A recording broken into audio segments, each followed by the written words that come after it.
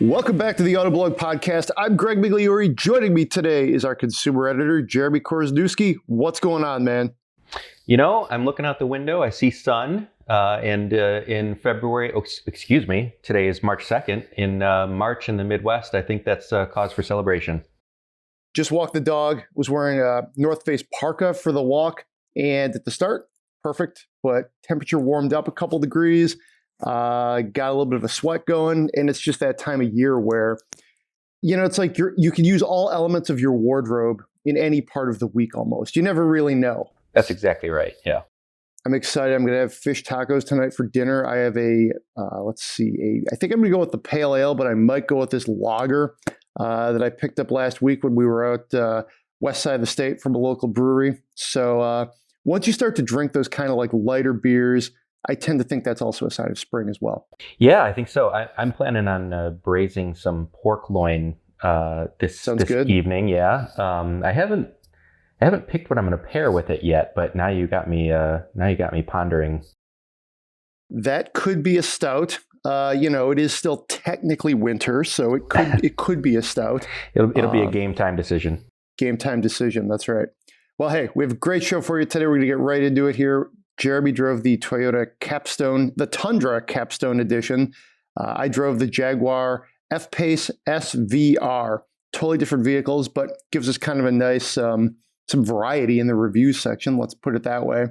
Then we've got some news hits that I think are going to be fun. We're going to talk about a sinking ship, which is, I believe, the first time we've talked about that on the podcast in general, not just this ship that sunk. The Ford Mondeo looks really cool. I want to talk about that real quick. And then we have some other Ford news that you covered this morning, Jeremy. They're splitting up their business while keeping it all in-house. We'll get more into that. Close things out with a couple of features. Cadillac ELR. Do you remember that? That was the Cadillac Volt.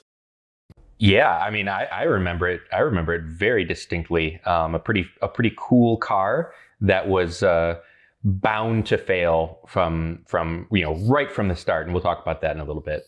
We'll get into that, and then we'll close things out with Jeremy's column from last week, which is "Stop driving like you're racing." So we'll let him sort of articulate that for our podcast listeners. So let's get right into it. Let's lead off with the truck. Come on, Toyota Tundra. People like pickup trucks.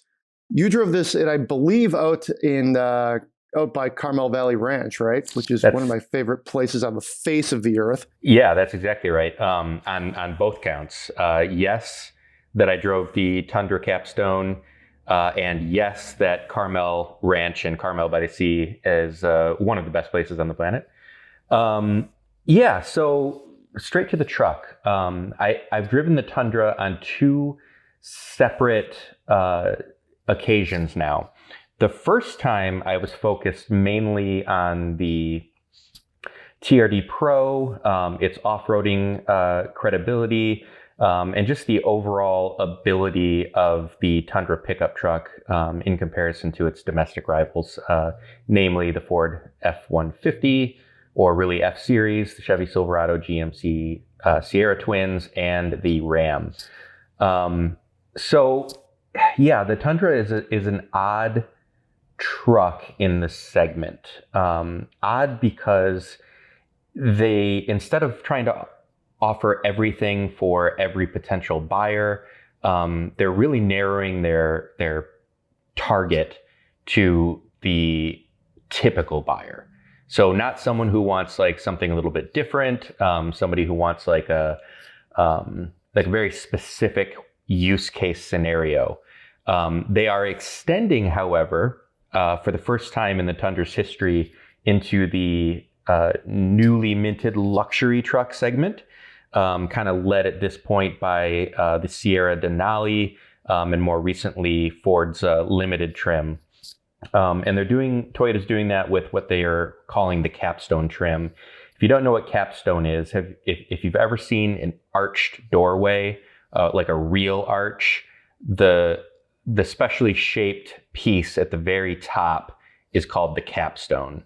So that gives you a good idea of what Toyota thinks the Capstone kind of segment or sub-brand is going to be like. Now, interestingly, they're also launching a Sequoia Capstone, which I also got a good look at. No one has actually driven it yet. No one in the media world, at least. So expect more to come on that. But as far as the Tundra Capstone goes, what you need to know is that it is the very pinnacle of Tundra, of what you can get from a Toyota truck.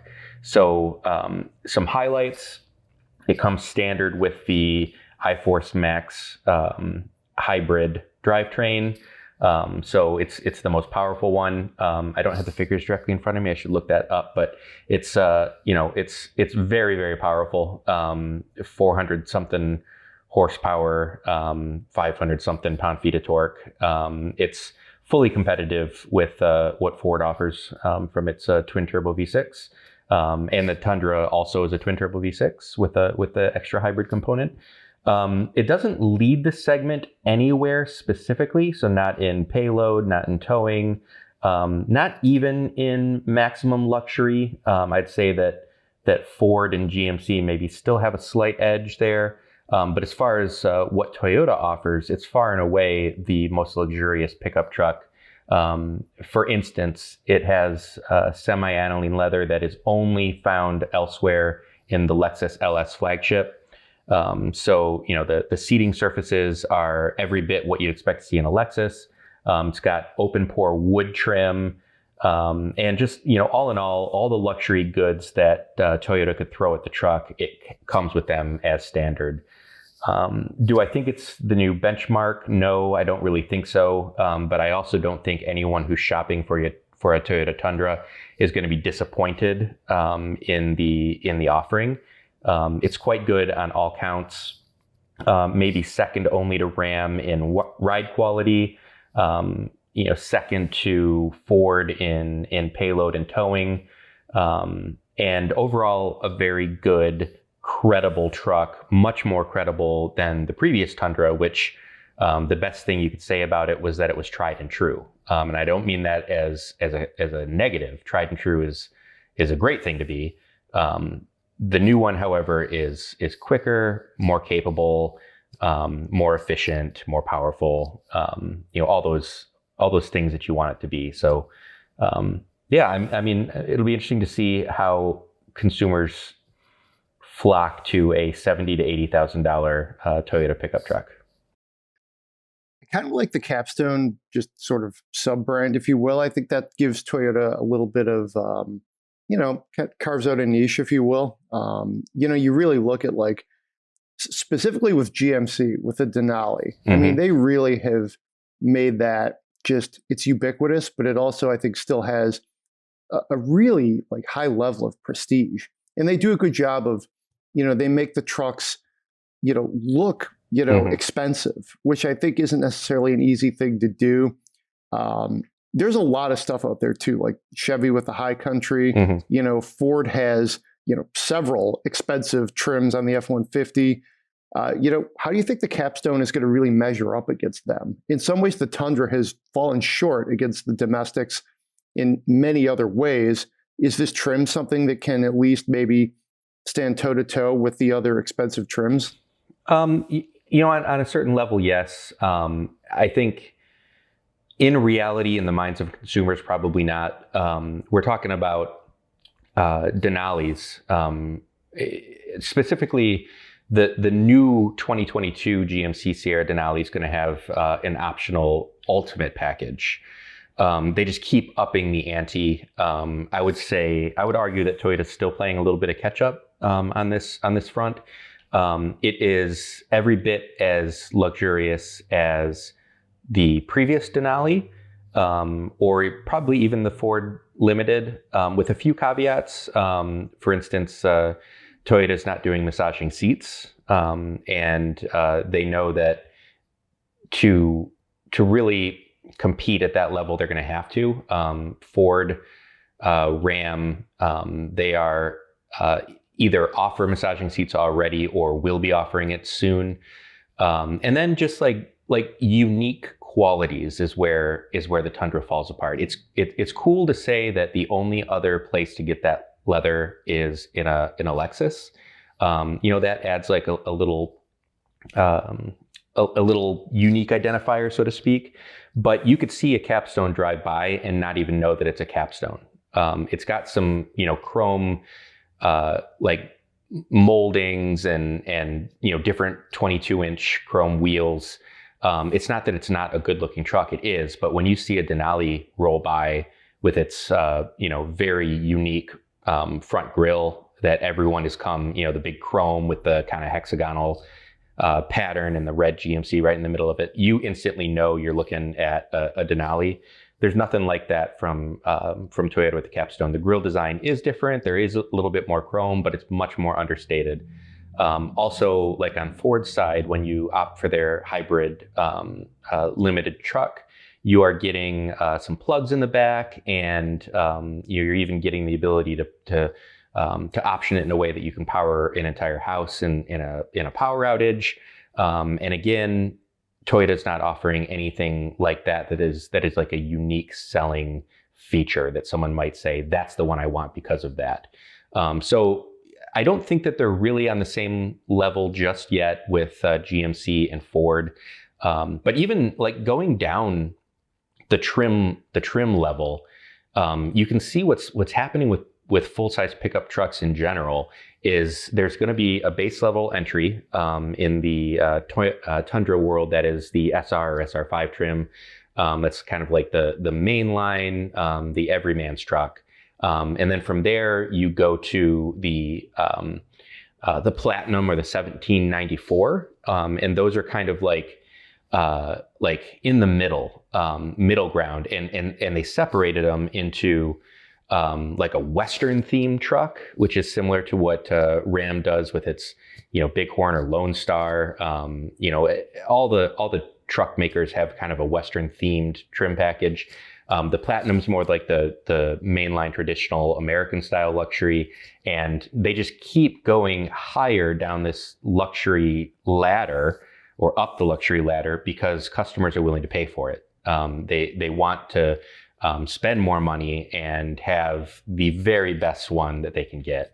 And I still don't think Toyota has quite reached far enough. I think that they've got a little ways to go to even match feature by feature.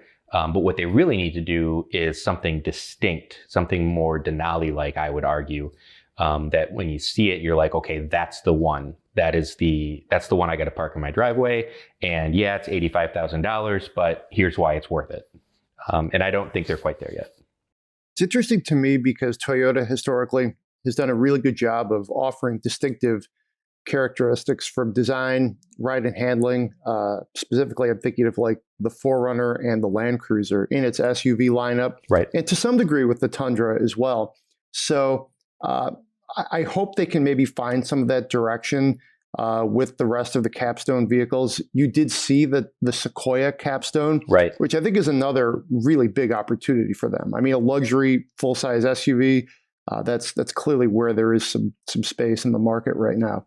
Yeah, absolutely. And I think that they've got a potential winner on their hands with the Sequoia in two different flavors. We hadn't touched on the TRD trucks from Toyota. They do have a pretty big following with their TRD Pro. There is also a TRD Pro Sequoia. That's the off-road one with the skid plates and the lifted suspension and the higher end shocks. And the Sequoia's kind of got to bridge the gap now because the Land Cruiser is gone from the United States market. There is a new Land Cruiser in other global markets, but it's not going to be sold here. The Lexus LX 600 is here in the United States. That's the Lexified Land Cruiser. So in a Toyota dealership, now the Sequoia is going to be, without question, the top SUV available. And I think the two most interesting models are the TRD Pro because, like I said, it's got the skid plates, it's got the kind of the off-road setup, and it's also for the first time ever equipped with a whole bunch of like technology bits. So locking differentials, crawl control, descent control, like all those kinds of things that that you'd expect in something at like the Land Cruiser level of off-road capability. Well, now the Sequoia offers that in the TRD Pro. It's also, with the new Capstone trim, kind of filling in that luxury gap that is missing now, because the Land Cruiser, even though it was supremely off-road capable, it also inside felt like a premium vehicle. And now with Sequoia, they've kind of got those two branches where they're trying to kill, all those segments with one Sequoia-shaped stone. I think they've got a shot at being successful with it. Yeah, that sounds good. I think it's interesting. We talked a lot about the new Lexus, but also like where the Land Cruiser fits or used to fit in the lineup.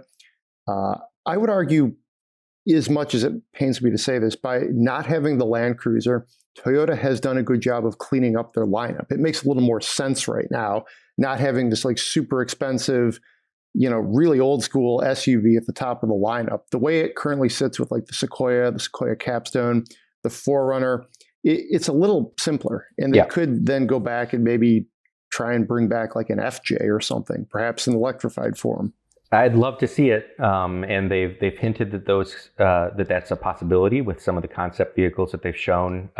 They haven't like really presented them as real concepts and brought press out to show and like huge unveilings, but they have hinted through some of their presentations and videos online and sketches that they could be thinking about that. So I'm hoping that they are. I'm hoping that that big mainstream companies like Toyota will kind of fill in those gaps, not just go for the heart of the market with their electrified offerings, but it'd be really cool to see some sort of electric FJ that is super capable.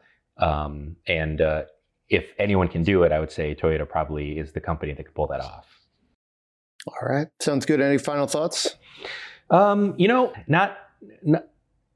feel like at this point we kind of beat the subject to death. But I'm just gonna go in as on the record as saying that this Tundra is not going to be it's not going to be the segment leader. It's not going to set the sales world on fire. Toyota's is very far behind Ford, General Motors, and Ram when it comes to sales. They're trying to plug the gaps in their in their truck offering, the full-size truck offering, because it's a super profitable segment. And the more expensive they get and the more features they throw at it, the more profit there is to capture. That's what this is. The Tundra, especially the Capstone, is a very profitable vehicle for Toyota. They're not under any illusions that they're going to take the full-size sales crown, full-size pickup truck sales crown. And I don't think that's their intention. They just want to squeeze as much profit out of this offering as they can, and for that, I think they'll be successful. And I think that's a totally reasonable play. Sometimes you gotta like take what's on the board and go with it. Exactly. Yeah.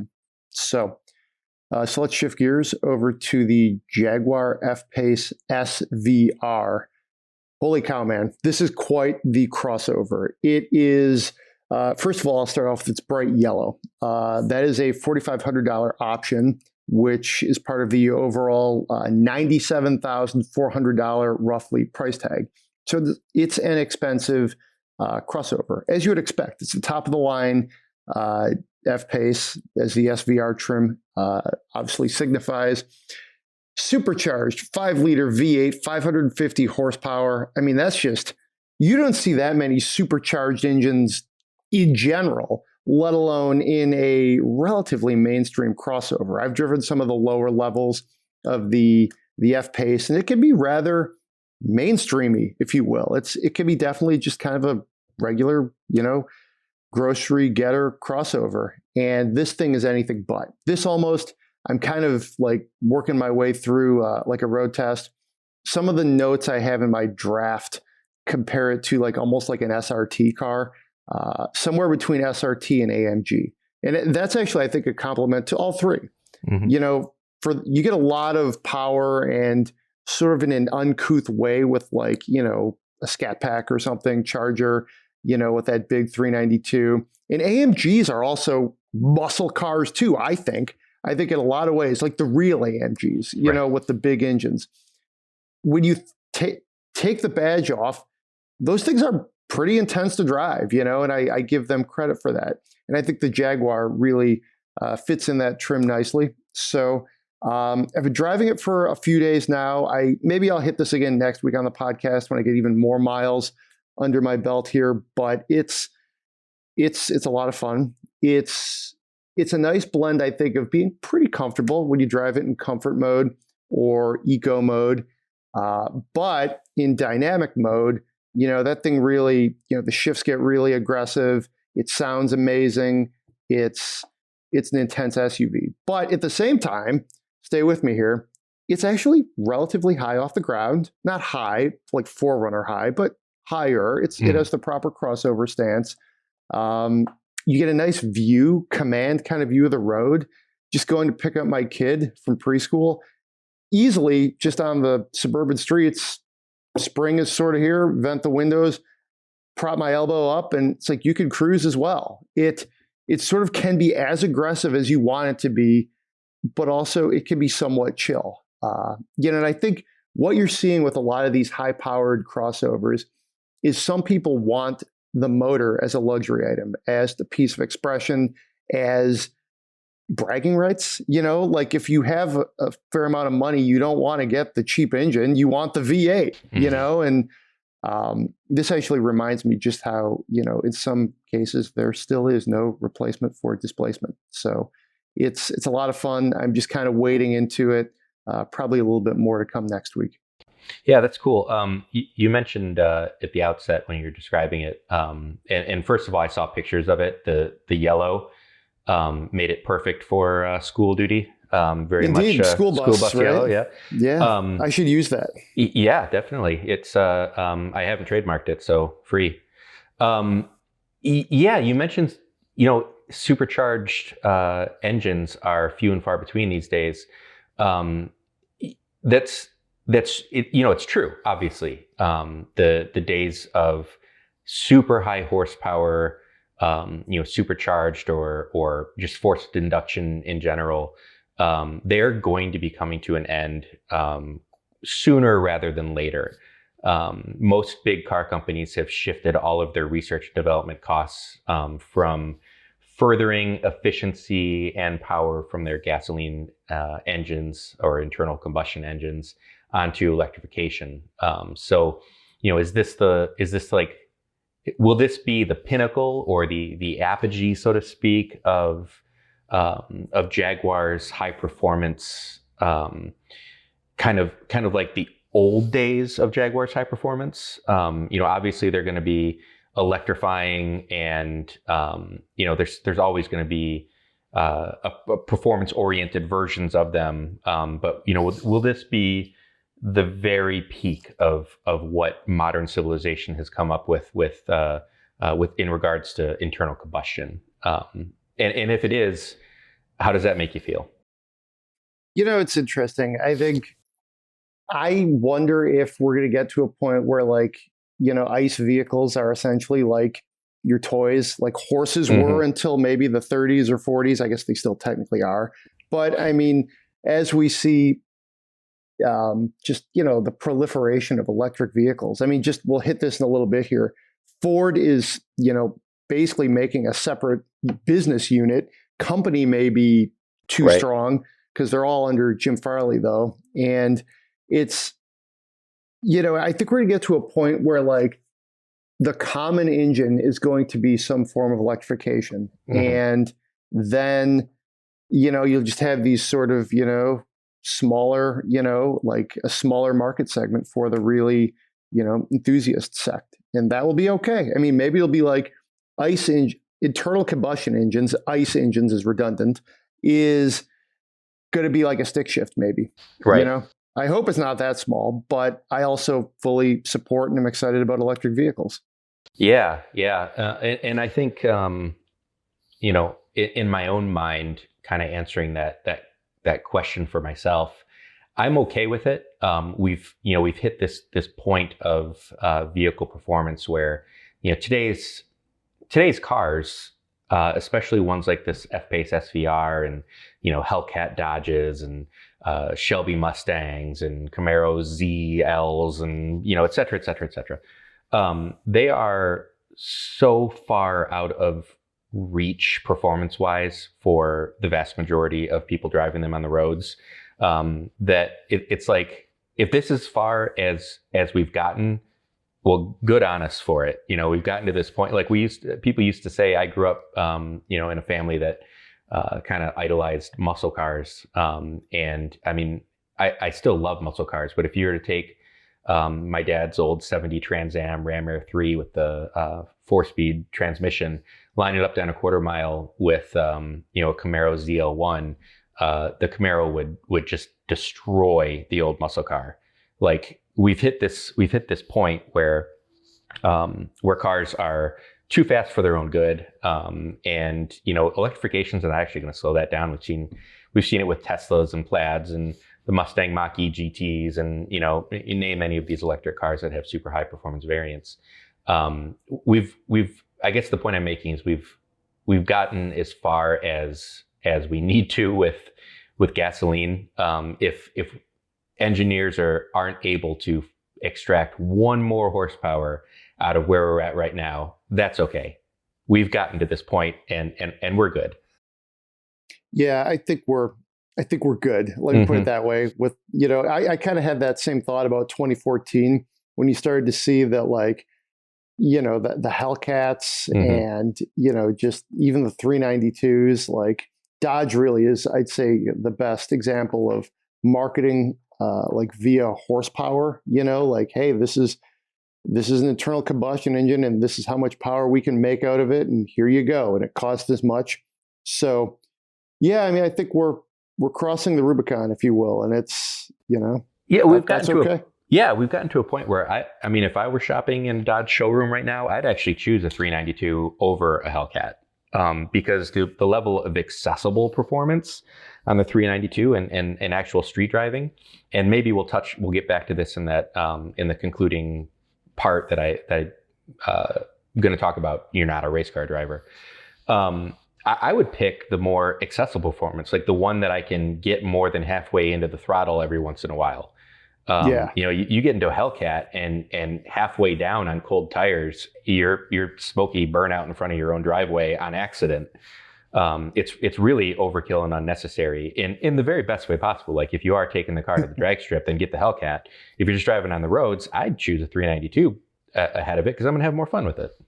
The other thing about a 392 is I tend to like just all of the different like characteristics of the 392 as opposed to the supercharged V8 in the Dodge lineup. I think, we do talk about how superchargers are pretty rare these days. In the F-Pace, go back to the F-Pace, it's brilliant. It really is, to me, almost like a signature characteristic for Jaguar, that they still are offering you a supercharged V8. With the Hemis, it's like, it's good, it's fine. If that's what you want, it's okay. But frankly, there's so many different like powerful Dodge engines and across the Stellantis lineup there, and depending on what size muscle machine you want or what silhouette, you could get it. So for me, I think that's where, in some ways, again, the supercharger does cut through the clutter, especially in this segment for the F-Pace.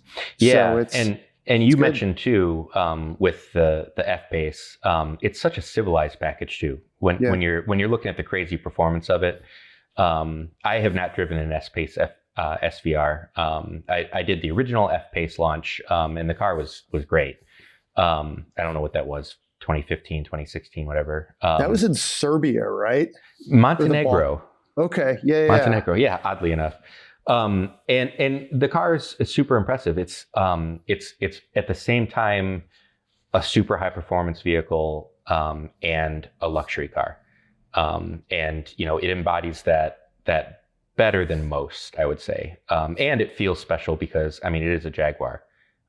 It's kind of got that built-in cool British aspect to it that you don't get outside the Jaguar Land Rover showroom. It's interesting. I was considering calling this almost like the poor man's Aston Martin DBX, which I've driven the DBX. it's impressive. And there is a degree of just pure, you're stepping up into just this extra level of, just real luxury. Right. It's just, there's so many, like the details. But I mean, on the other hand, if you're like some rich dude and you're thinking, do I want to spend like 200 bills on the Aston with options, or do I want to say I could get this one for 97? I mean, I think to your average person, even your average rich guy, I think Jaguar means almost as much as Aston Martin. I mean, I know now we're playing like brand semantics here, but I have yet to meet somebody when I pull up in a Jaguar who is not impressed. You know what I mean? Like, sure. I've never had that problem. So, especially if it's bright yellow, huh? Indeed. So it's a lot of fun. The interior is actually very subtle. It's more gray and black, and just some very nice silver trim. It has the new Jaguar Land Rover, I think, at the back end, though, like as far as the infotainment system.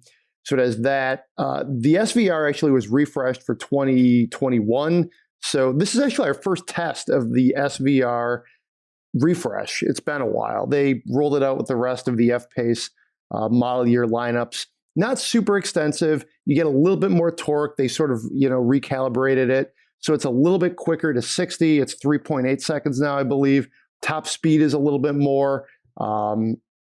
Things that you're really not going to notice, if you will. Right. Same with like the LED headlights are a little more, like they almost have like eyelashes, if you will. The hood's down, slightly different bodywork. All this is to say, if you looked at this one, you wouldn't notice that much of a difference with, the last like generation. It's not a generation, but the last version of it. But looking forward to getting some more seat time in it. Car seats in there. The trunk is pretty big. Yeah, I mean, it's a very competitive segment from Porsche, Mercedes, BMW. There's so much in this segment where, it really depends on what you're looking for. So nice. So that is the F-Pace. We're going to do some news hits this week. We've been doing a little more review stuff, and we've talked a while on reviews, but we're going to run through some news this week. Really big story that cut through all the other big stories going on in the world. In the car world, cargo ship sunk in the Atlantic after burning for multiple days. It sunk yesterday. We're recording this Wednesday, so it sunk, I believe, Tuesday morning, 9 a.m. We were like just sitting here in our like sort of virtual newsroom, if you will, because we had kind of thought that story was done. The next sort of like beat was going to be, okay, let's see what shape the cars are in. I think the Portuguese Navy was getting out there. They were going to tow it. And then literally somebody's like, hey, it's sunk. Okay. So it's just, to me, this is a very rare story. Yeah. Although actually it's not that rare. This happens every few years. It does. Yeah. I think part of what made this one interesting is it's so interesting to the masses, judging by the number of people that clicked on the story and read it. It obviously, as you said, cut through. And let's be clear, as far as news goes, this is not the big news that's going on in the world without getting into any of that. But there's two things I think that made this one particularly interesting. One, the level of vehicles that were on the cargo ship. There were Volkswagens on it. When some Volkswagens sink, it's not, it's not headline news, but there were very rare custom ordered Porsches on this. There were Bentleys, there were Lamborghinis, all vehicles from the Volkswagen group of brands. When you tell someone that a bunch of high-end Porsches, Lamborghinis, and Bentleys went down to the bottom of the ocean, well, suddenly more ears perk up and they're like, really? Tell me more. So I think that was interesting. And then the other interesting part is there were a bunch of electric cars that were on the ship. And one of the reasons why the fire was so widespread and damaging is because those lithium batteries, when they catch on fire, they don't go out. They burn and burn, and they burn extremely hot. This is like an aside that doesn't have anything to do with cars, but have you ever watched the show BattleBots, Greg? I have not, actually. Okay. So I'm pretty nerdy. I taped the show and I fast forward just to watch the robots fighting against each other. And every once in a while, a lithium ion battery in one of those robots will get punctured. And it's almost like someone brought like a TIG welder out there or a plasma torch. And those battery fires will just eat right through the metal. They burn so hot and they spark everywhere. And it's like a really massive engulfment of flames. I can't imagine what those hundreds of individual lithium ion cells, probably, thousands, depending on how many of those electric vehicles are, hundreds of thousands of individual lithium ion cells all igniting. I can just imagine like the ship would have been nothing but slag inside anyway. So, the fact that it sunk isn't hugely surprising to me, except for the fact that they were already doing the scavenging operation. They had boarded the ship, they were towing it back. So the timing of it sinking was the surprising part. I would have thought it would have sank like before it did if it was going to. So yeah, it's just an interesting story from several different angles. Interesting take that you weren't surprised that it sunk when it did, or you were surprised it sunk when it did, not that it sunk. Not that it sunk, yeah. Yeah.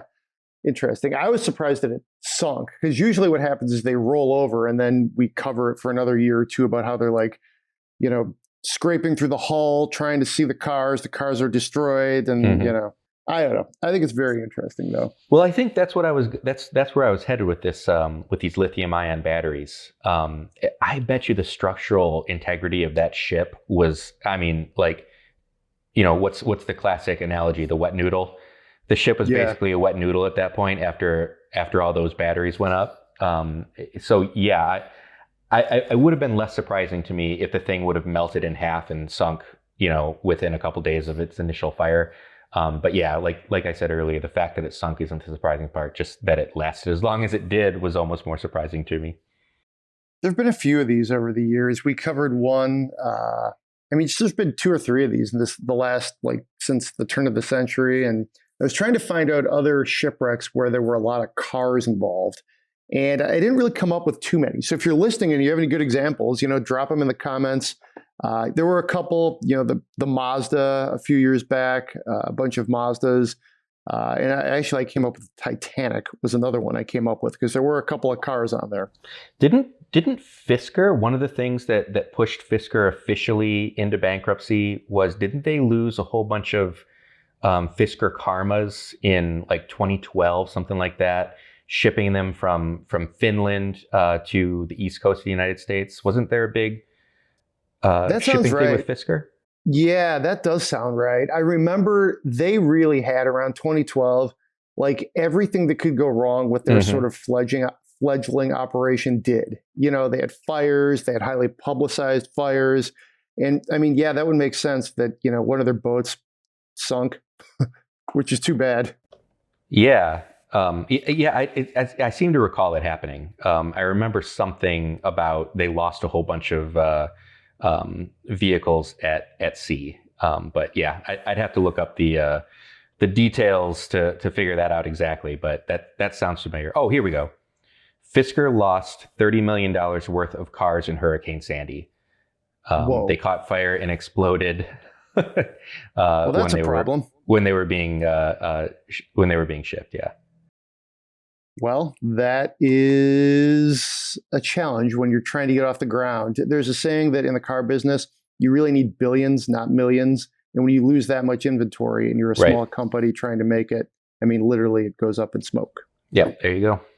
Let's talk about Ford's move announced this morning, right as the markets opened. I'm sure that wasn't a coincidence, to essentially divide up their business operations into three units. We've got the ICE division, if you will, that will be led by Kumar Galhotra. He's led Lincoln and a few other significant roles at Ford Motor Company in the last decade or so. Jim Farley himself is going to lead the EV side of things and retain control of the overall Ford company itself. And then there is going to be a commercial division, which probably will have a little bit of both.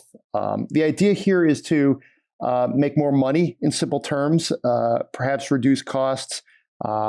It's a bold move, but you wrote the story basically as it happened. What is your take, Jeremy? Well, I think you can't talk about electrification of autos without mentioning Tesla. And I think what you're seeing is the extreme success in market capitalization and what investors believe brands overall are worth. The extreme success that Tesla has had in the stock market is a lot of what is backing Ford making this play. They had gotten pressure. We've been hearing about it for, about a month now. That there might be some rumblings coming from Ford about spinning off an electric division. And they decided not to do that. Jim Farley, it was just yesterday or the day before, that from the day that we're recording this, basically squashed those rumors and said, we're not breaking up the company. They didn't break up the company. However, when there's smoke, there's fire. And in this case, the fire is that they split into two divisions. It's still under one automaker. It's still Ford. But what Ford is doing here is basically admitting that that to truly challenge Tesla and to answer the financial market's desire to have something to prop up and really want to invest in. Now we've got Ford Model E, which is the green side of things, which I think is a missed opportunity in naming, and I'll get back to that in a second. And then Ford Blue. Blue, obviously, because Ford is the blue oval. Look at their badge on every single Ford vehicle, and you'll get Ford Blue. Missed opportunity. Why not Ford Green and Ford Blue? That seemed like an obvious choice, but what have you? They went with Ford Model E. And I think this is Ford's way of saying we're still one Ford, we're still one company, but this is how serious we are in electrification. And the rewards from the investors were almost immediate.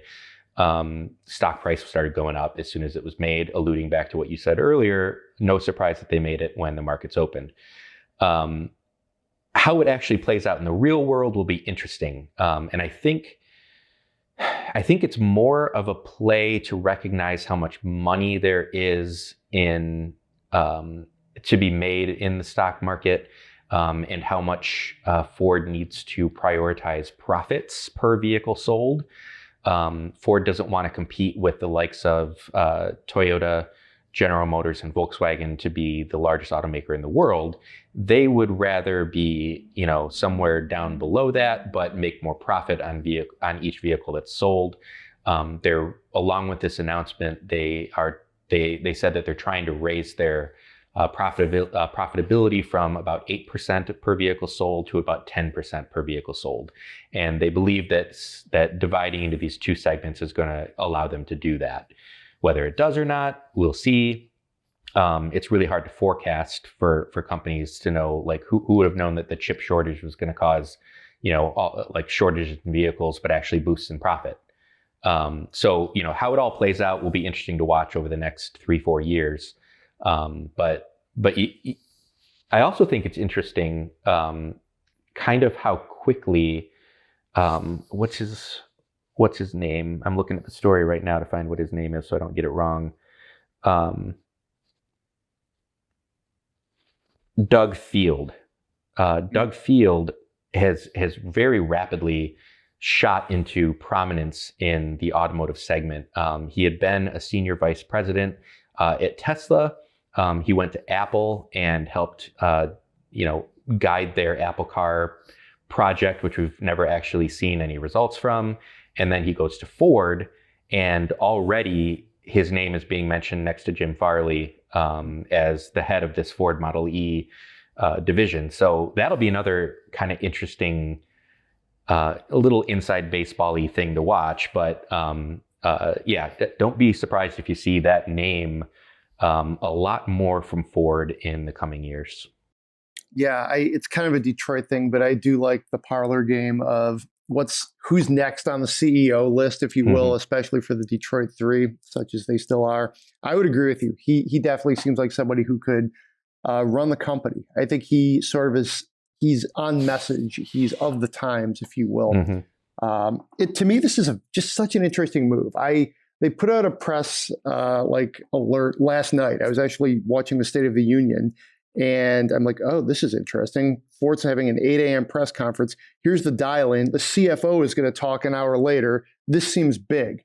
And then as I was, kind of going through it this morning over my morning coffee, it's kind of like, is this the biggest thing? Or is this more like just like rearranging deck chairs? What is this? But the more I think about it, the more I think this really is, if they can execute on it, which is a cliche in of itself, this is a big deal because it does offer clear lines of demarcation, and they were sort of able to be clear, but also a little bit vague. Like we still don't, I think, have a great idea of exactly what is doing what, nor maybe will we. I mean, you don't generally know exactly how every single company is run in a certain way, but I'm really intrigued. And I think it's interesting too, because on one hand, Jim Farley has been sort of kind of teasing this, saying things like, really, our EV business should be separate. Like, I mean, he's been saying this for like a few weeks, probably even longer.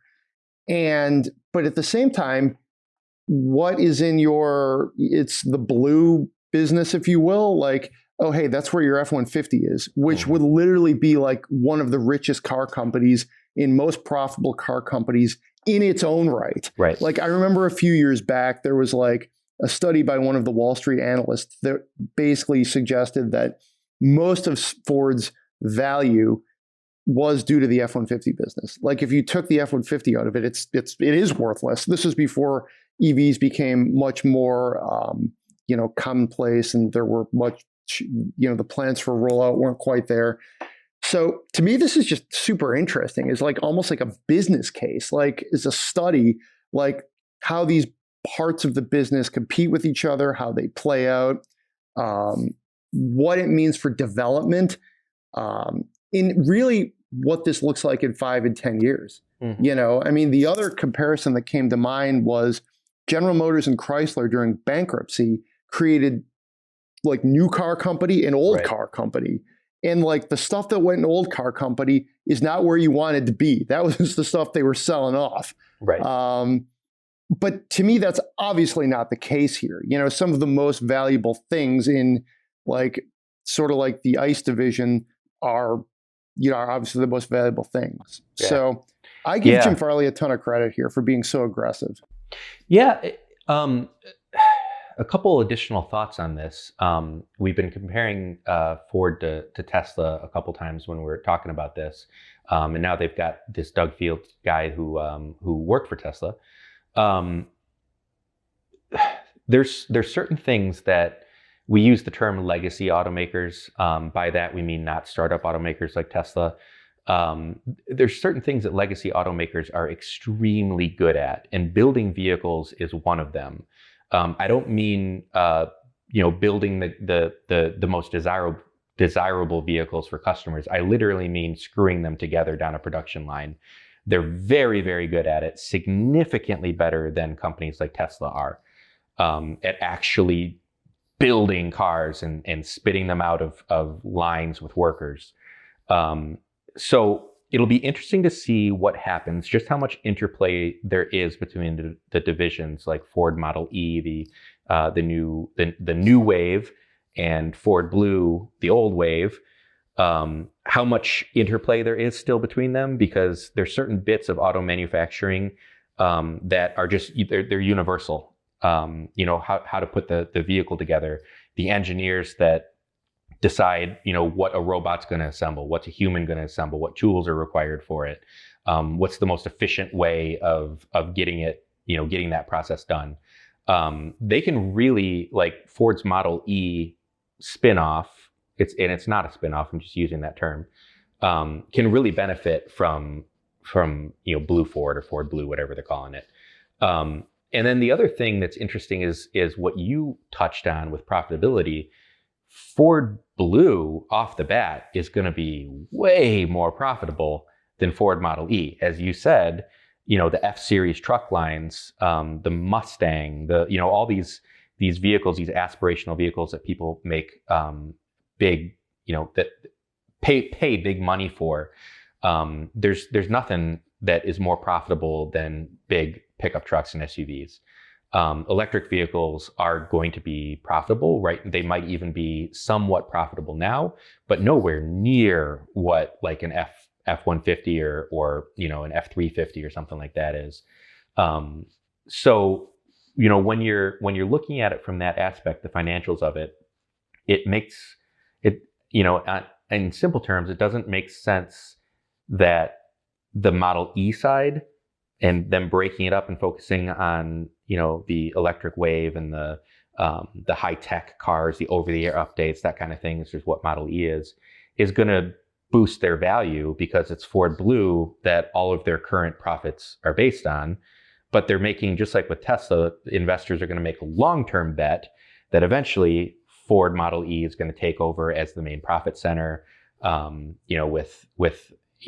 companies get better at building electric motors and structures and battery packs, costs are going to be driven down.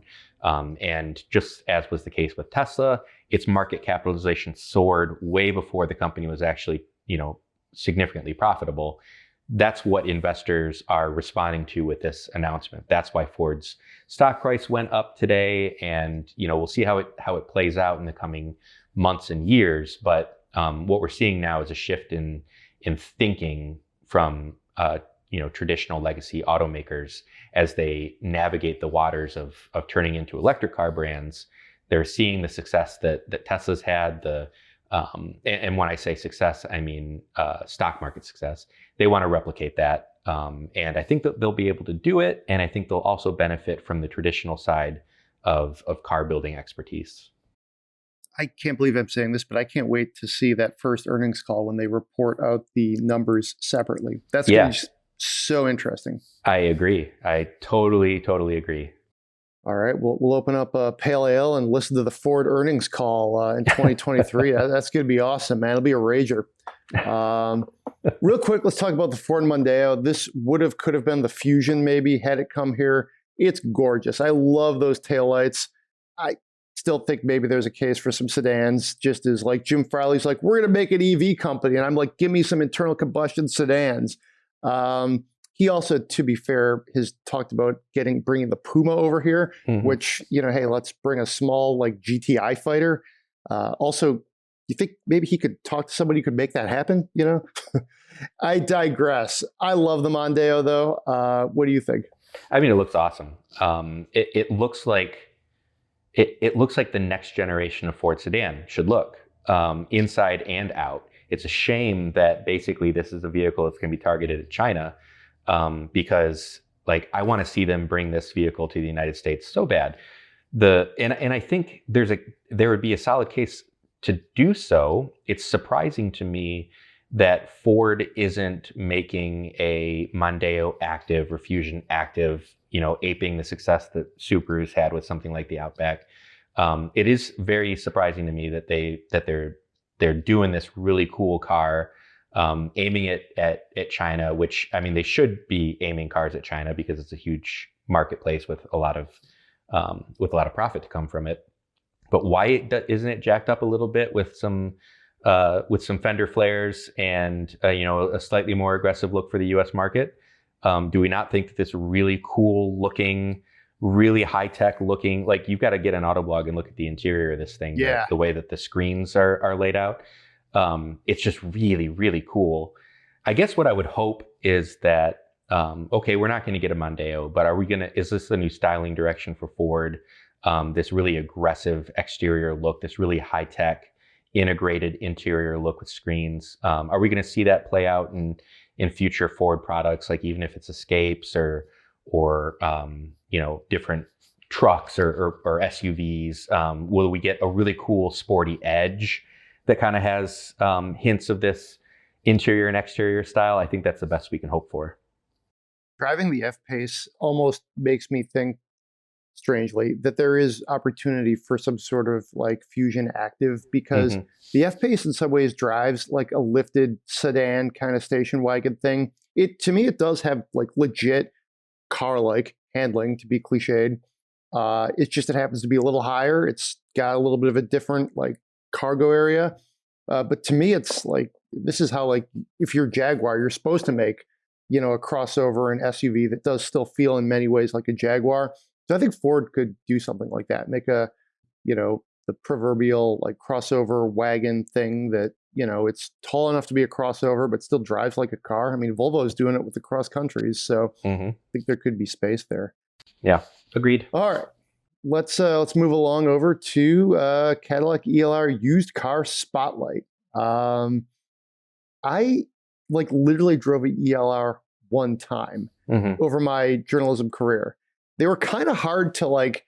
They weren't around that much. I remember they had that kind of cringy commercial where the guy was basically like, we deserve this because we're Americans and we work like 90 hours a week, which, I mean, could you have made a commercial that was more like 2012? Like what? Like you're admitting that you're overworked and this is your car? Like I remember people like really not enjoying that commercial, myself included. It was an attractive little car though. Really was. It was the Volt with a Cadillac badge on it with, I don't know, you take me through the rest, other than the fact that it was a Volt with a Cadillac badge, 2 doors, and it was more expensive. What am I leaving out here?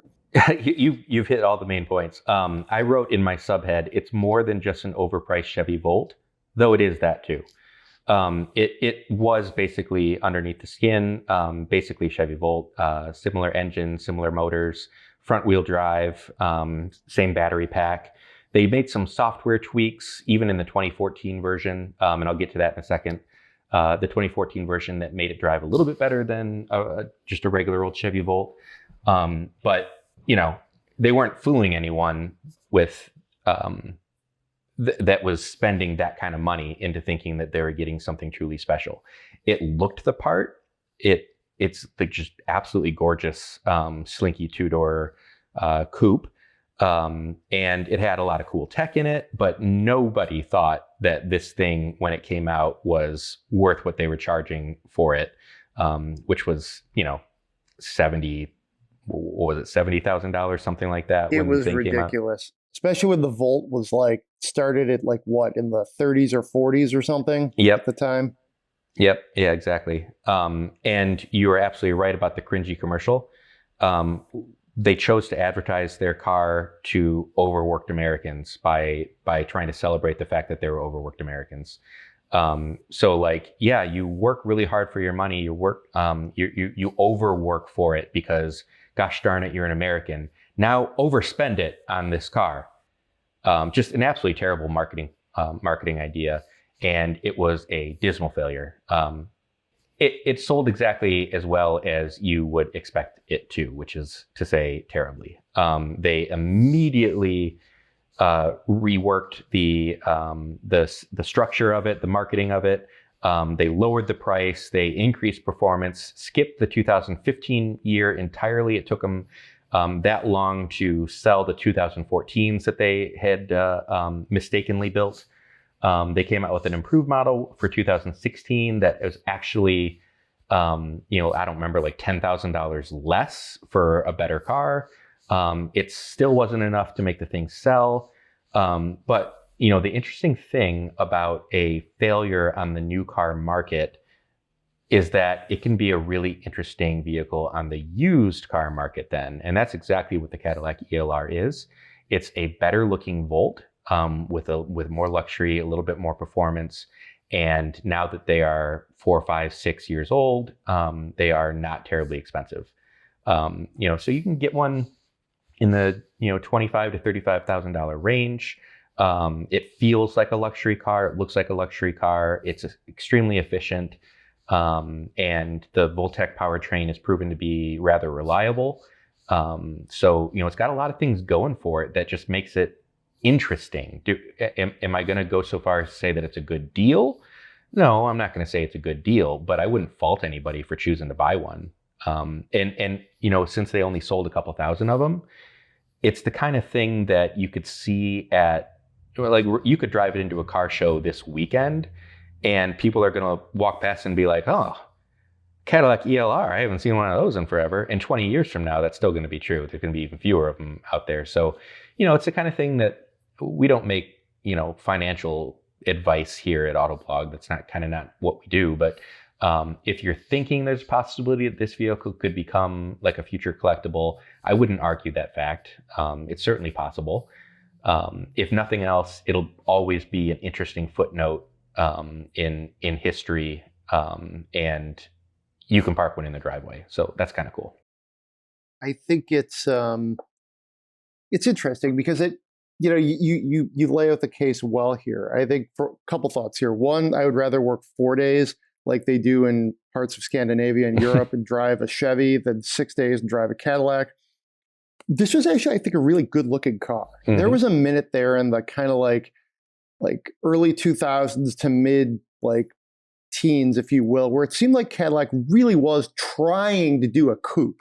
They were trying to. They never really did one, but they threw out some concepts. You remember those like CL, CN things. They had the CTS and the CTS-V coupes for a while, which were pretty nice, but there's no real staying power. And I actually happen to think this car could have maybe, had they done this in a different order, this might have worked for Cadillac, where you're like, hey, here's the $60,000 Cadillac coupe, here's the four-door Chevy for 30 or 40. Maybe that works. Wouldn't have worked for General Motors, which is trying to bring a scalable electric car to the masses. To do that, you don't roll out a Cadillac coupe. That's not going to work. Obviously, they had to do Chevy first, but for Cadillac, it might have worked. I think the design holds up pretty well. It's one of those few last decade designs that is still pretty attractive. Yeah, I think the reason it works is because it took Cadillac's design direction all the way. It didn't hold back on it, and I think that's anytime a car company goes really far out with their design department, Acura is guilty of this, Cadillac is guilty of it. When they do something really far out but don't take it all the way, it ends up looking like a failure.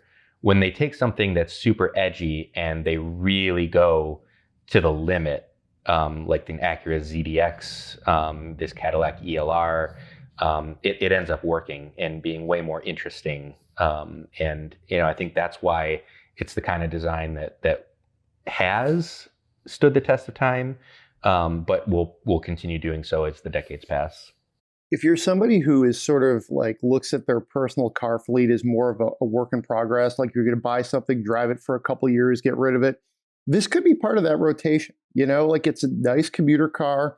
You could charge it. Like you said, you could probably get a good deal on it, depending, not a great deal, but depending on what you're willing to pay for it and how much those 16 enhancements matter to you. You could get one. And like I said, it looks cool. You're going to show up in a two-door Cadillac, especially in black. It looks pretty sweet. There's some prestige to this. But, again, I don't think I'd want to hold on to this and let that old Voltec battery pack age out and see how that goes. I think I'd want to probably drive it for a couple of years and then move on to something else. But could be a good second car, Yeah. And if nothing else, it's going to be very efficient. You're going to get your first, 30, 40 miles on electricity before you use a drop of gas, and something to be said for that. So, it's not efficient is driving like a maniac, which was the subject of your column last week. Far better to actually just drive somewhat normally, because you're not saving that much time and you are increasing your risk to yourself and those around you. You went into this way deeper, though. Kind of lay out your hypothesis. Well, I think anyone who drives on American roads every day is familiar with the scene of people tailgating, swerving in and out of lanes, just basically losing their cool out on the road. And the point that I'm trying to make with this editorial, this opinion piece, is that it doesn't really matter. There's places where swerving and passing and getting in front of someone really matters, and that's when there's a money purse or trophy that you're aiming for. There is no trophy, there is no reward for getting to Home Depot or your office or your house 2 minutes quicker than the person that's angering you so much in front of you. And think of it this way. When was the last time that you got super, super angry in the car because, let's say, someone was driving in the left lane slower than you wanted them to? It happens to all of us. I get super frustrated, super irritated when I think people are driving too slow. I'm going to get home. I'm going to eat my dinner. I'm going to crack open a beer, maybe a bottle of wine. How long is that anger going to last? It's not. My day's going to go on. I'm going to get up the next day and forget entirely what car it was that was in front of me the previous day that was holding me up and making me angry. Now, it's proven that driving like that aggressively is more dangerous. You're not giving yourself time to stop in case someone did come to a stop in front of you. There's road rage incident after road rage incident that pop up on YouTube, on your Facebook feed. So don't pretend like it's not dangerous. Don't pretend like it doesn't happen. Now, think of that one time it did happen to you that you got into an accident and you were being the aggressive party. That's going to haunt you for a really long time. The irritation of being stuck behind someone who's not driving fast enough is going to pass. The heartache of getting into an accident because you were so angry is going to last a lifetime. That's the point that I'm trying to make. Should people be driving slow in the left lane? No. Should people be at least going the speed limit? Yeah, probably. Are you the only one to blame? No. But you don't have to react. And I think these thoughts have come to me as I've aged. I'm now in my 40s. When I was, in my mid 20s, I was a much more aggressive driver than I am now. And I think, with age comes a certain level of maturity. And I think also age should come with a little bit of financial security that you can have a nice car and you can really exercise it and get your aggressive driving, fix in inappropriate places, namely a racetrack or an autocross, or, I linked to the SCCA website. You can find events near you all over the place. And you don't have to spend a ton of money doing it. Drive fast, have fast cars, do fun things. Don't do them on your morning commute because it's just not worth it. Well said. That's a perfect segue to the closing. Be safe out there. If you're going to drive aggressive, do it on a racetrack and have fun. Enjoy your cars, but to Jeremy's point, be safe out there. Read his column. It's a good read. You can find it obviously on our website. Please leave your thoughts in the comments too. Please leave us a 5-star rating on Apple Podcasts, Spotify, wherever you get your podcasts. Send us your Spend My Monies. That's podcast@autoblog.com. Like I said, be safe out there. We'll see you next week.